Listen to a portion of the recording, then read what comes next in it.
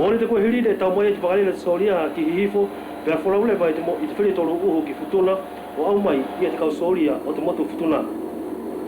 Ko te maua whakasolia o te tupulaga o upea mo Futuna, ko he maua aia, pea ko he ngāwe na tau whoaki ki te puleanga whalani.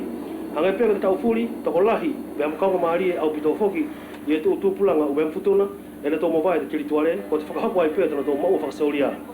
Ko Futuna, ko tau ilo i pē, e te whaingata anewa i aho, mo ka e langi kovi, mo le wheala i e te tau o te waka, pea te mo le wheala ai, ki te whakalele ke tō i bele, mo ka pau, e mo le tūlelei i e te langi. O te whiri e tōnu ko hiri, ne lelei au pito i e te whakahoko o te wholau,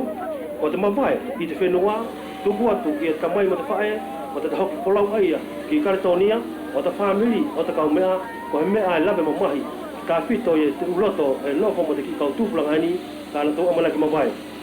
I te kangi he family ki tana tau tamasi i, o ka tana tau whanau, ko te tauine e whai, ka ko alua i pē, pēa mo te utokoni, whakatamai, te utokoni whakafamily, ki te tokanga, ki te ngāu ani, e na tau teo ki ei. Ia mō a tana tau heka ki te whakalele, ne lau, ki e te kaumari e o te kau solia aia, ne wholau mai Futuna. Ko te tokonima, nā tau aia, o whakatore wake, te kofu mahiwa, o te kau tupulaga solia o uwea Futuna, ne e na tau whaulewa, pēa mo na tau whakatoa i te kalasi, hiwango furu o te tau aini, mahina o te speri. I te loto whakalele, ko te temile waia, e wheala, ki ihi ke meditasio, ki tona api, ki tana umatua, ki ona tuanga ane, mo na te hina, mo le kei ngalo i he potu Futuna, i tana iloi, ko tana Mavae le vai.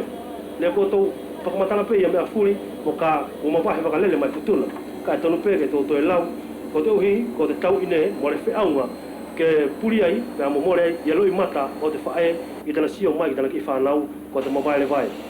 Whakatahitahi e te kau tūpulanga, o ubea Futuna, i te malai wakalele hui fō, tana tō whakalongo ki tō tokoni, whakaosi e tūku ki eia na tō utamai mo ana tō uwhae,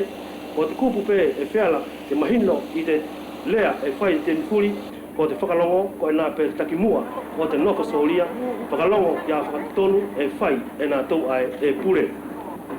Kau tūpulanga ni ko na tō whakahoko i tana tō maua whakasolia. Mahina e hofuru malu e tana tō loko whakalongo ki te pureanga e nou laupe, ka i te loto o te whae, i te loto o te tamai, ko he mea ia e lolonga e ko tau kātoa. Tako lahi anā tō e liliu mai, tako lahi anā tō e na tō nofo lewa o kumi i tana tō mauri i New Caledonia.